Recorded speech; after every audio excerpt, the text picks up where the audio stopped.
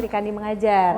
Nanti siapa misalnya Mbak Widya itu kan backgroundnya teknik lingkungan misalnya, bisa ngasih ilmu sains mengenai lingkungan ke SD mana gitu, tapi tetap merge-nya gabung dengan program yang ada di TJSR.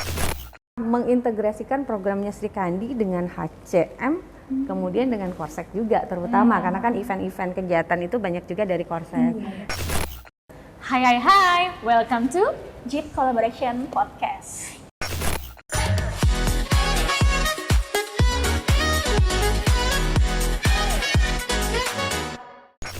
Yeay, udah sampai ke episode 4. Ada 4 ya? Iya, udah 4. Banyak juga. Dan hari ini spesial banget, di tanggal 21 April, tepatnya di Hari Kartini, yang biasanya tuh sama cowok-cowok ya. Betul Tapi banget. kali ini kita perempuan-perempuan. Semua perempuan. Iya, termasuk hostnya juga benar ya. ya. Jadi kalau bisa dibilang ini girls take over lah ya. Wow, Girls Day. Iya, Girls Day. Dan hari ini yang biasanya ada Mas Gali sama Mas Hafiz, saat ini ada aku, Sari Dewi, dan juga Aku Anissa. akan nemenin kalian untuk ngobrol-ngobrol bareng nih, ya Mbak ya. Kita Betul. ngobrolin apa nih? Kita ngobrolin apa nih ya? Ngomong perempuan pastinya ya. Pada podcast kali ini kita ngundang Ibu Ervida. Hai. Boleh Bu perkenalan dikit Bu sama teman-teman yang ada di sana supaya kita bisa ngobrol santai Bu untuk siang kali ini. Ya, terima kasih. Salam kenal. Saya Vida.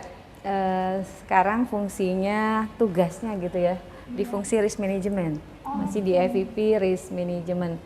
Di JIP itu saya tuh dari 2004. 2004. Berapa tahun tuh ya? Iya. Lumayan ya. Lumayan, Nah, dari Bu, ya.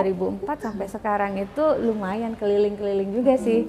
Dari teknik, karena backgroundnya teknik ya. Kemudian dari teknik sempat di Korkom juga. Sempat di Pernah Korkom di ya Bu? Korkom, terus kemudian pindah lagi ke teknik, sempat di kebijakan. Terakhir posisi saat ini di risk management. Wah. Lumayan sih, udah berapa belas Wah, tahun pengalamannya udah banyak ini Bu pasti ya buat diceritain. banyak pengalaman hal-hal yang kita dapat sih karena memang dari beda background, kemudian karena rotasi, mutasi, ya banyak pengalaman pembelajaran dari fungsi-fungsi yang ada gitu. Berarti kalau untuk rotasi gitu nggak perlu takut ya Bu karena ternyata jadi Jangan banyak takut. belajar ya Bu Sebenarnya ya. memang jadi ada hal positif ya kalau ini pengalaman pribadi. Pengalaman setelah kita memang kadang mungkin bisa jadi background itu kan tidak memastikan ternyata kita passionnya di mana gitu. iya. Bisa jadi itu hanya penghantar aja. Tapi ternyata pengalaman di teknik itu kemudian kita menekuni bidangnya, kemudian sampai di komunikasi yang sebenarnya kan beda jauh. Iya. Kemudian sampai akhirnya masuk lagi ke manajemen di risk management.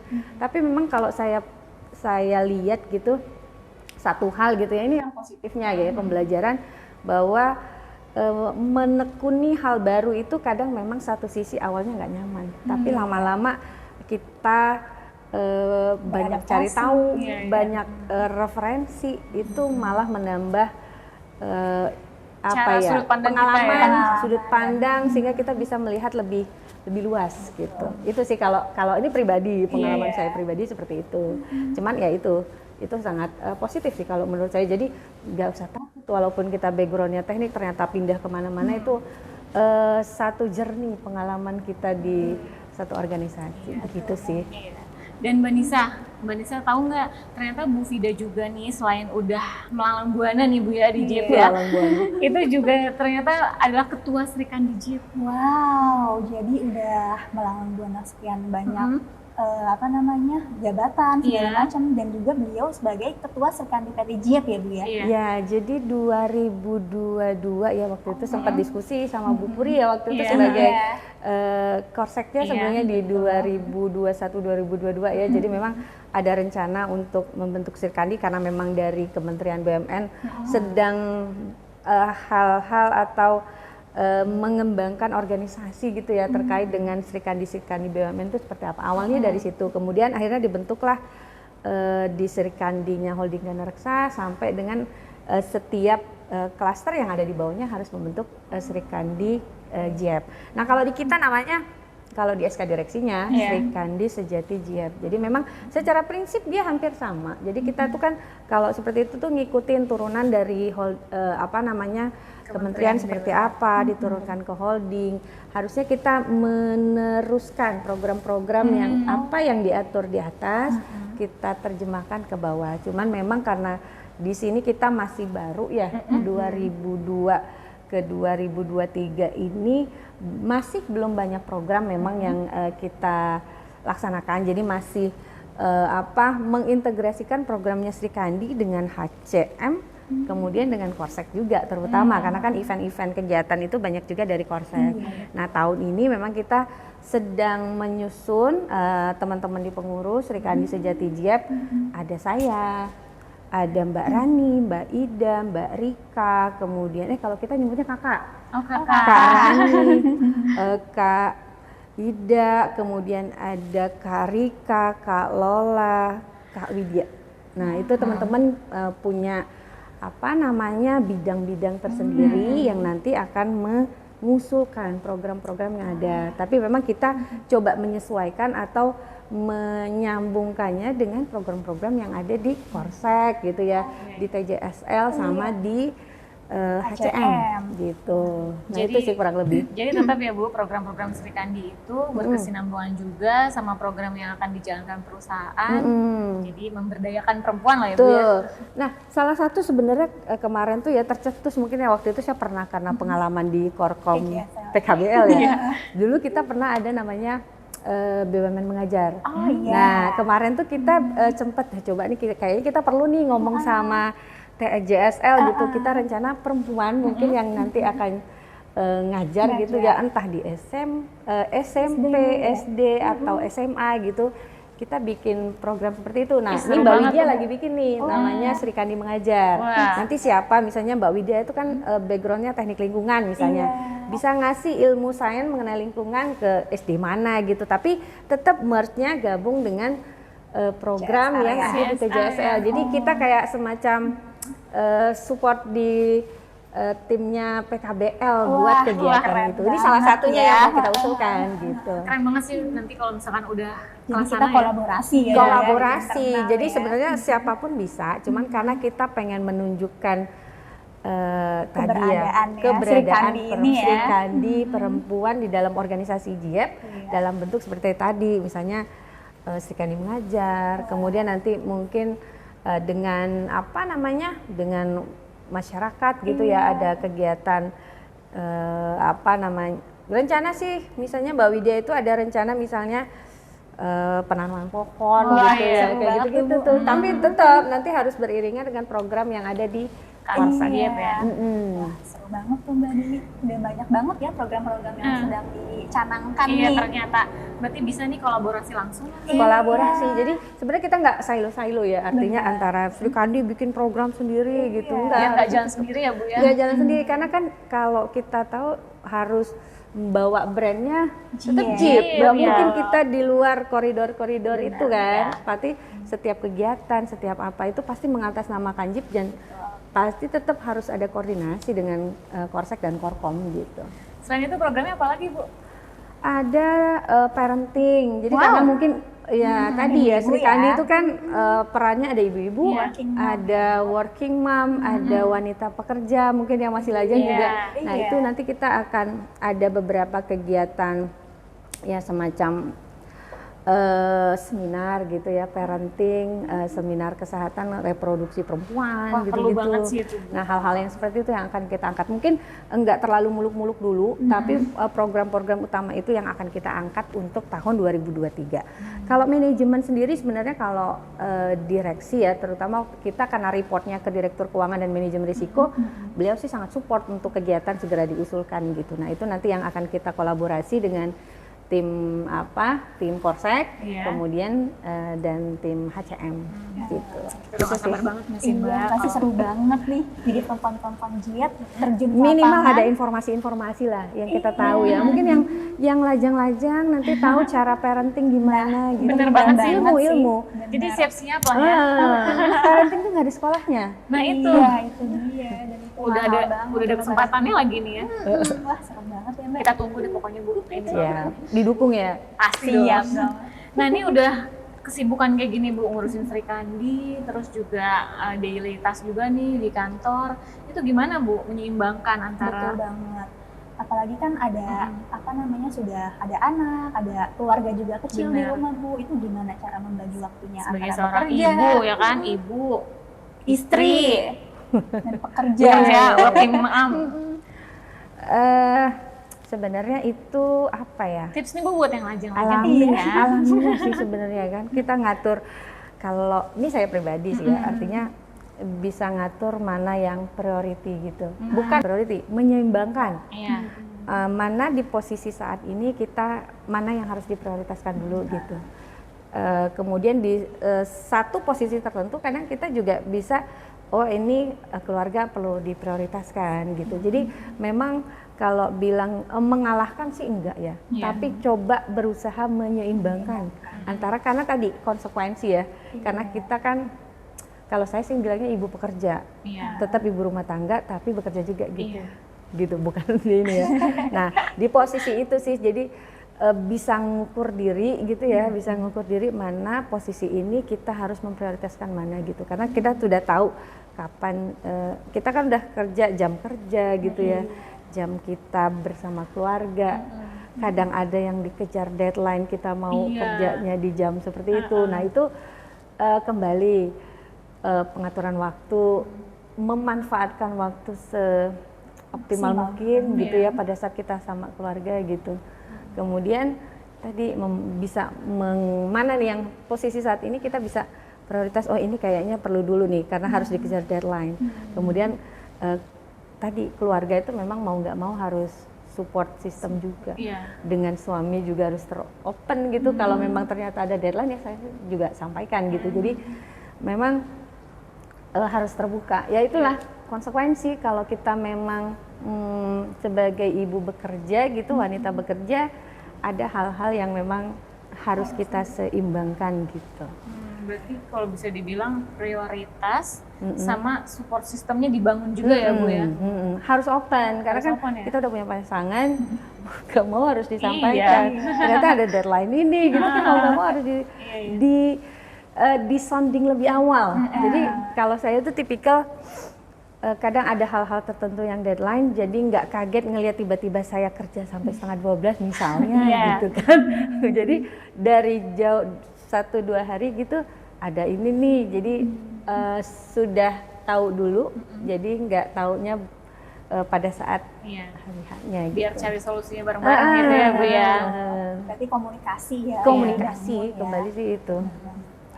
Ya begitulah dinamika ibu-ibu.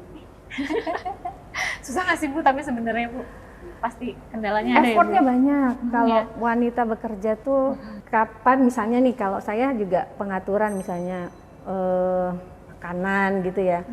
Kalau saya udah capek, saya bisa ngukur diri kapan saya harus memang masak gitu, kapan saya harus cuman order aja.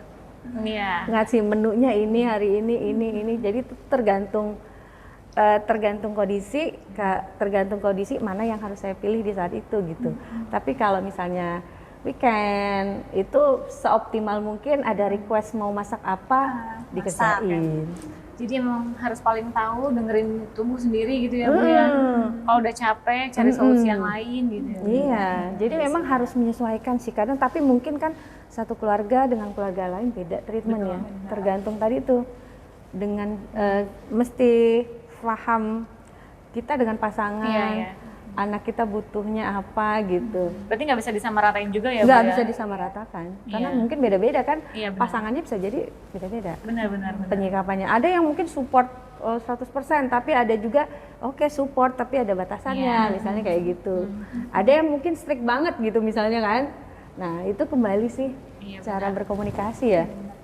Kembali ke keluarga masing-masing ya. Betul. Iya sih. Kalau menurut saya sih begitu. Ini sharing aja, bukan sesuatu hal yang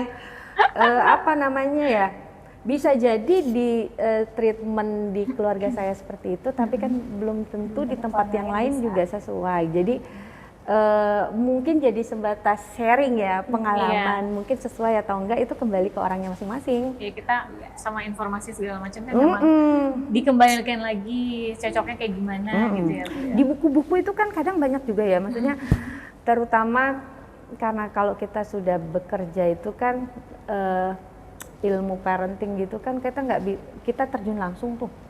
Ya referensi kadang kan dari buku-buku parenting tuh juga banyak sih. Tapi kadang ada yang mungkin bisa diimplementasikan, ada yang juga nggak bisa langsung. Cuman prinsip-prinsipnya aja, misalnya kalau dengan anak harus komunikasinya terbuka, kita mendengarkan, kalau dia lagi ngomong seperti apa, kita harus sejajarkan, itu kan teorinya begitu tuh. Cuman kalau anak, tipikal karakter anaknya juga kan, kadang ada yang tipikal mungkin dia penyampaiannya berbeda gitu ya. Nah itu kita tahu karena kita sering bersama gitu, jadi tahu cara, oh anak ini harus seperti ini gitu. Pengalaman gitu. Peran wanita tuh besar banget ya, udah harus memahami di kantor, di rumah juga. Di rumah juga kerja, di kantor kerja kan. Nah gimana Bu, Ibu punya tokoh inspiratif gitu nggak sih Bu? Kayak perempuan gitu yang mungkin wah keren banget. Sebenarnya kalau inspiratif, siapa ya?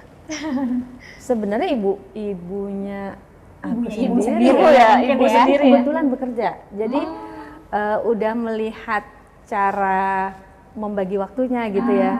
Jadi udah tahu sedikit lah mungkin selama kita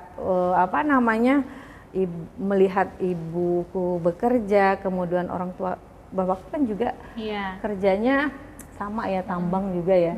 Jadi tahu pola ininya lah, waktunya gitu. Jadi udah sering melihat sih, sehingga pada saat saya juga bekerja, jadi udah nggak begitu kaget lagi. Ya, tapi kita juga nggak bisa menyamaratakan ya. Artinya ada yang pilihan memang ibu rumah tangga gitu kan mulia juga gitu. Tapi di sisi kita wanita bekerja, kita juga tidak meninggalkan tugas tupoksi kita utama kita di rumah gitu.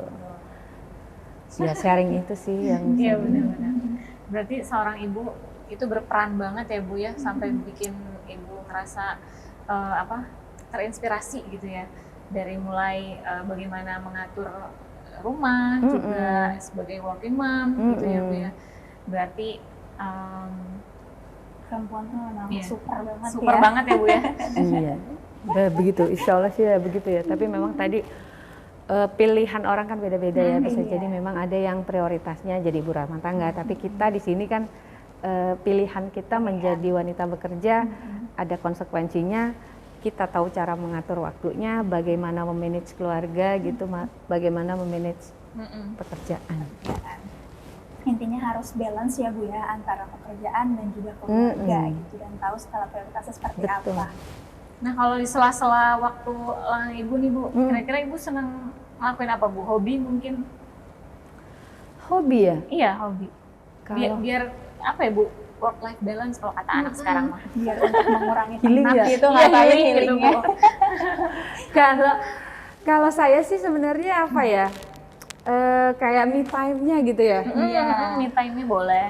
Kalau me time-nya itu ya mungkin karakter orang beda-beda gitu. Pada saat saya misalnya kalau pas sendiri gitu ya, nggak harus jalan-jalan sih. Misalnya nikmatin, kalau jalan-jalan senengnya sama keluarga. Tapi kalau me time-nya itu pada saat misalnya anaknya pas lagi keluar gitu ya. Jadi memanfaatkan waktu sendiri itu untuk menikmatinya gitu. Jadi misalnya pada saat misalnya suaminya lagi tugas luar kota, ya itu kita manfaatkan. Oh ini lagi sendiri nih gitu. Jadi itu yang memanfaatkan waktu-waktu itu. Jadi me time ibu lebih ke menikmati masa-masa itu, ketika kalau sama yang lain kan udah sibuk banget ya sampai lupa waktu mungkin ya. Tapi ketika sendiri kan benar-benar wah santai, bisa ngelakuin banyak hal gitu ya. Bisa nonton TV gitu sampai lama-lama, nonton drama Korea. Oh drakor. Iya. Berarti kita sebagai perempuan juga harus menyeimbangkan juga ya Bu, waktu sendiri, waktu sama keluarga juga, berkarir gitu, sama waktu untuk diri sendiri juga ya. Semuanya balance. Iya sih, kurang lebih sih mungkin begitu tuh. Maksudnya ini sharing ya, sharing aja artinya. kadang me time-nya Mbak Dewi kan belum tentu sama. Iya benar. Karena ke salon aja tuh misalnya Iya. ya pengen kerimbat sekali-sekali gitu kan, itu saya udah kan nggak usah diantar, usah berangkat sendiri gitu Iya, kan. iya. Nah itu udah enjoy nih, maksudnya sendiri. Itu udah saya merasa itu sudah waktunya Me time, menikmatinya waktu sendirinya itu gitu. Kalau Mbak Nisa sendiri apa nih? Me time Healing ya? Iya sih, Jalan-jalan biasanya ya? sih, karena kan saya belum berkeluarga ya, Bu, ya. Jadi paling me time-nya itu ya jalan-jalan, healing keluar. Kalau ke mall gitu kan Itu senengnya juga aku sama ya, sama keluarga, Oh. lebih senengnya gitu. Kalau sendiri kayaknya kecuali kalau mau ada beli sesuatu langsung gitu ya. Iya. Tapi kalau misalnya jalan keluar kota, kalau saya pribadi seneng itu Rame-rame ya, rame. Bu, ya. Seru kan. Jadi me time-nya itu hanya batasan pada saat orang lagi keluar gitu, misalnya suami lagi keluar tugas luar kota, anak misalnya, kebetulan anak saya kan boarding yang pertama gitu. Ya itu jadi menikmati masa-masa itu, misalnya pas oh ya udah ke salon sendiri, ya udah ke salon sendiri gitu. Di rumah nonton gitu, ya udah itu nikmatin gitu. Nikmatin waktu sendiri ya. Nikmatin waktu sendiri, bisa dimanapun. Manfaatkan waktu berarti ya Mbak? Iya benar. Biar Harus balance begitu sih. ya. Harus gitu sih. Harus Bu, ya. begitu, kalau enggak kita kan waktunya pasti itu Habis banyak. buat kerja ya. Iya, sampai rumah aja kan udah malam gitu kan. Pasti udah ada kegiatan selanjutnya, makan malam sampai istirahat gitu kan. Udah mau nggak mau dimanfaatkan gitu. Jadi nggak ada misalnya traveling sendiri gitu. Kayaknya aku nggak, Iya, mungkin bukan karakternya. Iya, bisa Nggak jadi bisa sih. tuh traveling sendirian Mungkin gitu. ibu yang lain ada ya Bu ya, dan Mungkin nggak masalah ada, juga. ada gitu. yang dia nyaman mungkin sendiri gitu Kan kan. ibu-ibu sekarang tuh banyak tuh Bu yang zumba, olahraga, atau mungkin baca buku atau Aku buku, kalau Buku juga, Bu? buku parenting, kalau enggak buku yang hubungan kantor ya, risk management. wah keren Biasa banget ya gitu. bacaannya. Berat sih. Baca-baca yang gitu, tapi yang memang dibutuhkan. Misalkan kadang ada hal-hal baru yang di pekerjaan ternyata nih referensinya yang mana ya. Nah, itu nyari dari referensi gitu. Kalau buku yang umum, saya senangnya parenting, kalau enggak yang kesehatan. Kalau enggak ya masak. Kalau masak tuh biasanya pasti pakai resep. Kalau itu saya di aplikasi kan ada tuh, jadi suka pakai tuh. Jadi ya nikmatin yang seperti itu gitu. Dan FYI juga karena Jeep juga mendukung untuk teman-teman belajar ya, ada dompet belajar. Nah itu, iya kan, Bu? itu positif banget tuh. Iya. Jadi kita bisa memanfaatkan itu untuk menambah satu pengetahuan, nggak hanya sebatas pekerjaan aja ya. Iya. Ada hal-hal yang bisa kita manfaatkan dari situ untuk menambah pengetahuan kita juga Iya, gitu. yang mendukung kinerja juga kita di kantor gitu kan. Iya, iya, benar. Gitu. Jadi Bu, kalau boleh dikasih tahu nih ke teman-teman yang lain, jadi tips mungkin kalau dari Ibu ya, satu aja mungkin dari Ibu untuk wanita-wanita di sana yang pengen bekerja supaya nggak stres gitu Bu, bisa menyeimbangkan semuanya tuh apa sih Bu? Ini karena pengalaman aja ya, kalau sharing, lebih ke sharing aja. Jadi kembali karena saya melakukannya gitu ya. Artinya tipsnya kalau saya tadi menyeimbangkan gitu antara kehidupan bekerja saya dengan kehidupan rumah tangga. Kemudian di posisi tertentu, kadang memang di saat ini saya lagi di kantor, tapi kalau saya di rumah gitu. Nah, jadi memang posisi itu harus jadi pertimbangan. Pada saat kita di kantor memang mau nggak mau kita prioritasnya di kerja. Tapi mungkin pada saat kita lagi di rumah, kita prioritasnya kan pastinya keluarga, memanfaatkan waktu seoptimal mungkin bersama keluarga gitu. Nah, antara di rumah di kantor artinya kan kita nggak bisa samakan karena posisi kita di saat itu gitu. Nah, itu sih Berarti harus pintar menempatkan Menempat. diri. Ya benar ya, menempatkan diri. itu pengalaman saya gitu, Iya, menempatkan diri sama mengukur diri. Mengukur diri. Udah capek belum nih gitu. Iya. Karena kan yang tahu tubuh kita sendiri gitu ya. Benar-benar. Kita yang tahu kita misalnya kalau di posisi ini aku berat nih, misalnya harus kita tahu misalnya kita lemahnya di mana gitu. Nah, itu kita harus bisa ngukur diri kapan kita itu bisa tidur 2 jam atau aku bisa tidur cuma 5 jam. Iya. Itu kan masing-masing. Oh iya iya. Jadi ya itu tadi. Kadang kan kalau misalkan udah kerja gitu dihantam aja gitu ya Bu ya. Mungkin Mbak Dewi 2 jam kuat kali ya, kalau aku nggak kuat gitu. Aku kurang sih Bu. Nah itu kan apa ya, masing-masing orang beda kan jadinya gitu. Kalau aku sendiri sih Mbak, kalau tidur tuh termasuk yang harus cukup supaya besok paginya tuh fresh lagi untuk ya ngasih ide-ide lagi lah ya. Karena kalau dihantam mulu ya nggak susah sih Bu. Kadang-kadang memang ada deadline gitu ya. Benar. Tapi kalau normal sih ya jam 9 tuh udah tidur. Ibu jam 9 ya? Kalau kecuali ada deadline. Kalau misalnya pas ada deadline pernah juga misalnya kan, wah sampai 11:30 masih Zoom gitu kan. Ya kadang itu mau nggak mau harus kita jalani gitu. Iya. Tapi untuk waktu yang bisa kita manfaatkan ya tadi jam 9 udah tidur. Pagi udah bangun gitu, misalnya 3:30, jam 4 udah bangun. Ya karena dengan tahu prioritas tadi, kita juga ya tahu untuk bertanggung jawab ya sama pekerjaan apa yang lagi kita hadapin gitu kan. Nah, apalagi nih Mbak? Tadi udah banyak insight banyak ya sih dari ya. Bu Fida ya, mulai dari cara bagaimana untuk healing dari rutinitas hari-hari, terus juga bagaimana tips and triknya nih untuk membagi waktu. Senang banget sih udah ngobrol sama Ibu, soalnya kita tuh kadang perlu tau Bu ngobrolin kayak gini. Nah itu tuh, kadang kan Sama di kita belum teman-teman. ada forum itunya ya, maksudnya mungkin kayak Mbak Dewi yang belum nikah gitu ya, mungkin akan menikah sama Mbak Nisa juga gitu. Amin. Di level misalnya kan kalau saya tuh di medium gitu ya, ada yang lebih senior gitu kan. Kadang saya tuh suka belajar tuh misalnya dari teman-teman yang senior gitu. Mereka kan misalnya didik anaknya, kita lihat udah berhasil gitu. Gimana sih Mbak caranya gitu. Nah, saya suka diskusi dulu kalau itu sama Bu Puri gitu ya. Bu Puri kan lebih senior yang suka ngasih insight-insight pengalaman. Mungkin gitu kan. Mungkin boleh kali ya nanti kita adain lagi podcast ngobrolin sama teman-teman Serikan DJIEP yang lainnya. Mungkin lebih seru lagi. Lebih seru rame-ramean ya. Apa aja programnya. Dan kita tunggu banget nih Bu program-program Serikan DJIEP. Nanti kita obrolin lagi mungkin di sini ya sama teman-teman yang lainnya. Siap. Dan untuk episode kali ini kita akhiri sampai sini dulu ya. Dan jangan lupa saksikan episode yang lainnya di JIP Collaboration Podcast. Sampai jumpa.